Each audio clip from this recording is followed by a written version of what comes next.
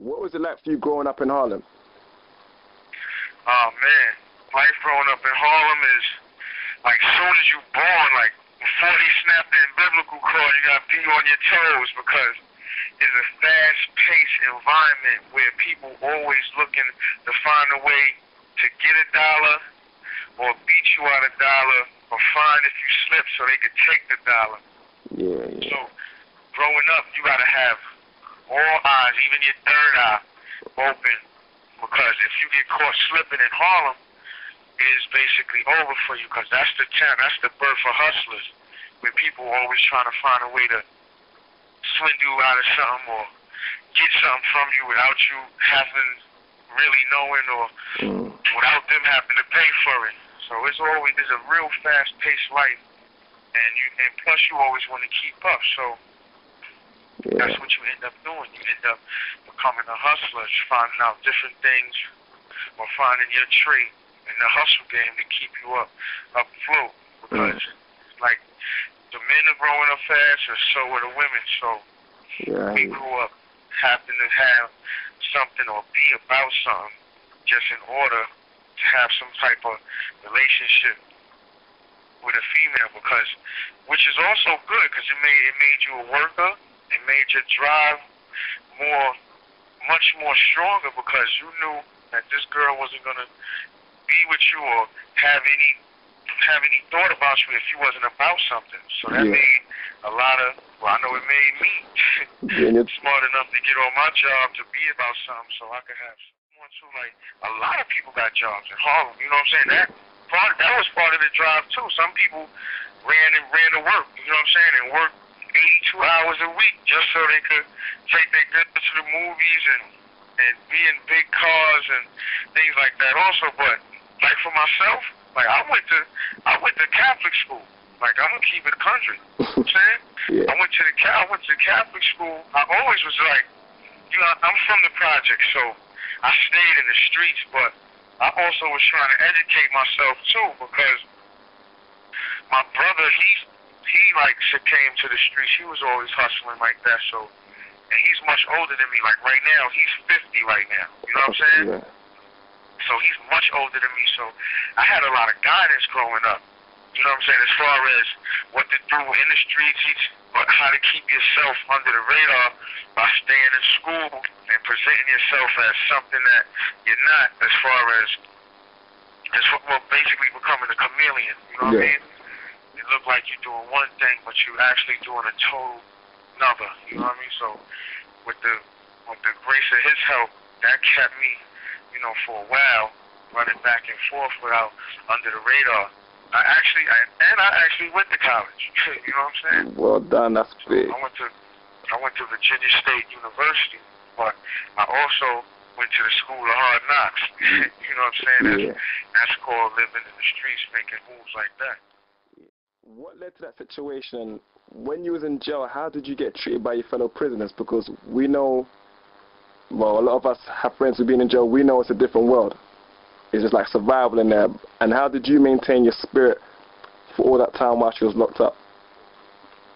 Well, actually, you know, nobody wants to go to jail, so you were a little uptight about the situation, but excuse me, like a person who handles his business, he knows. He's like, listen, this is what I did. I got to put that H on my chest and handle it. You know what I mean? So I walked in there with my chest out, you know what I'm saying, but staying myself.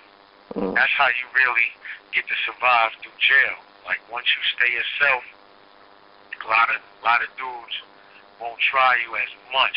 Like, I won't say, I got tried twice just for the fact that I'm the president of Diplomat Records, and they wanted to get a status symbol, you know what I'm saying, around the jail, saying that they tried to beat up Zeke, or they did, or they robbed me, or some sort of factor. But they didn't know I was on the streets working out too.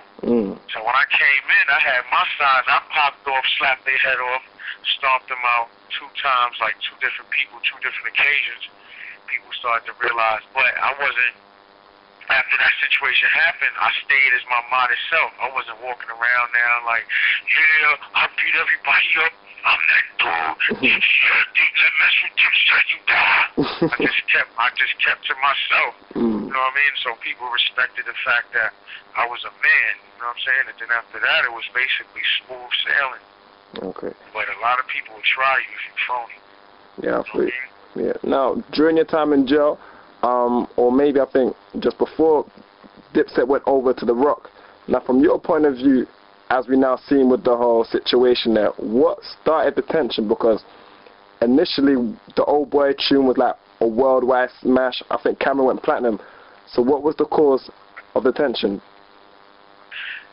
Honestly, with myself, I really don't know to this day, because not for nothing, when we signed to The Rock, we was doing cartwheels, backspins, jumping up in the air, clicking our heels.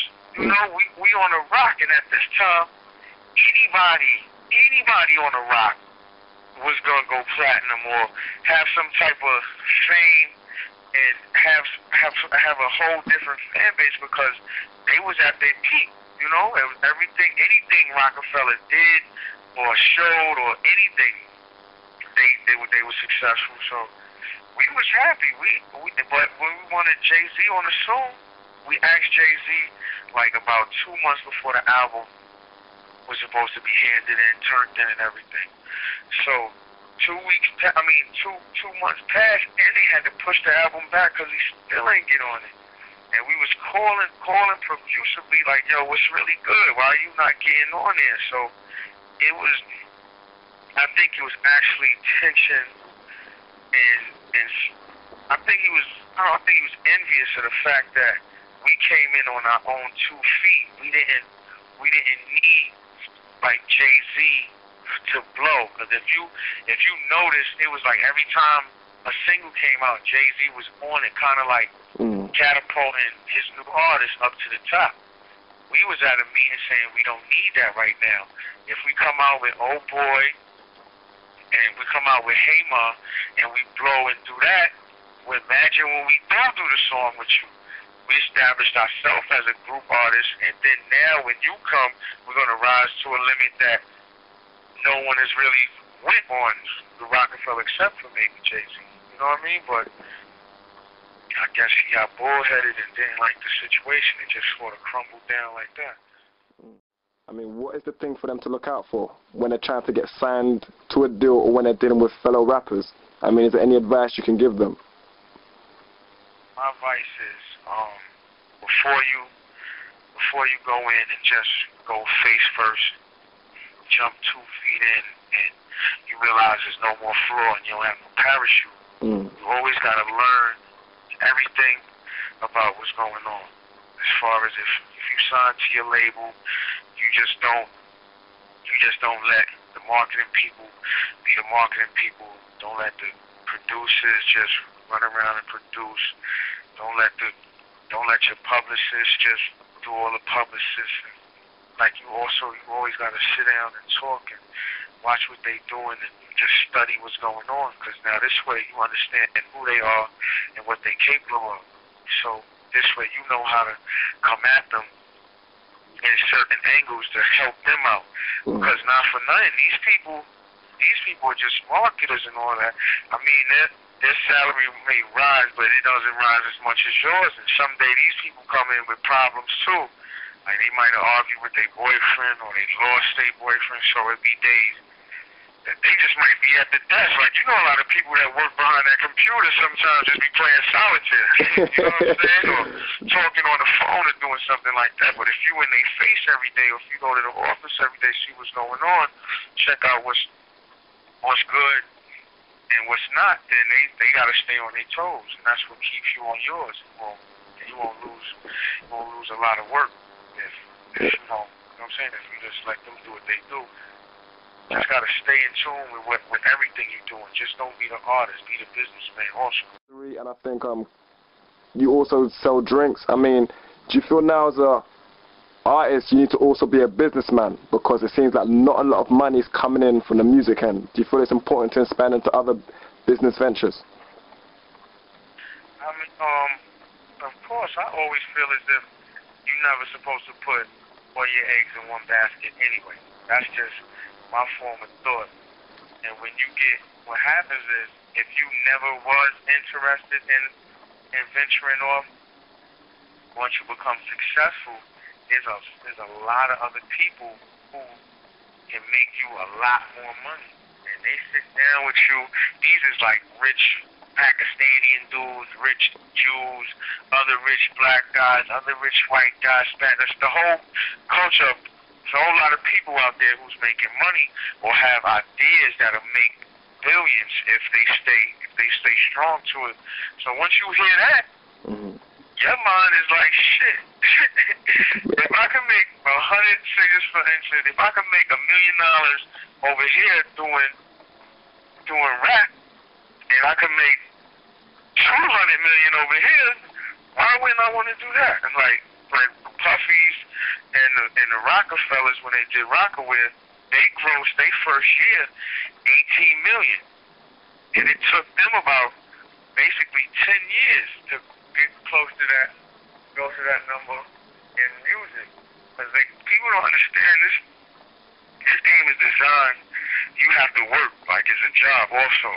Because no one on their first album, well, I won't say, I'll say like 95% of the rappers that come out, their first album do well enough, but just well enough for them to just get on their feet, like move out the projects or get themselves together. But the way they gotta make another album to pay all the bills now. Yeah. You know what I'm saying? Like now that you got your car, now that you got your house, now that you got a few things, the jewelry or whatever you had wanted when you didn't have it, that's basically gonna clear that up. But now you gotta make another album to pay for that. Once you do that, you start to escalate in the things you buy, and it's just like a different process. So you gotta stay on your job. These people major labels pay 10 cents an album, sometimes 15 cents an album. So you gotta at least sell $1 million to make 150,000. Like these dudes, these CEOs, they know what they're doing. Like why this is a company that you need to keep running for yourself also. So why would you make somebody $2 million, $3 million their first album? He's out of here. You know what I'm saying? Or he becomes lazy, you know what I mean? So that's what keeps the hunger, and that's what keeps the chain really rotating around a bicycle. Just there's a whole lot of things people don't understand, so that's why I'm glad you asked me this question, so I can at least give you a taste or give the people, the fans, a taste of what's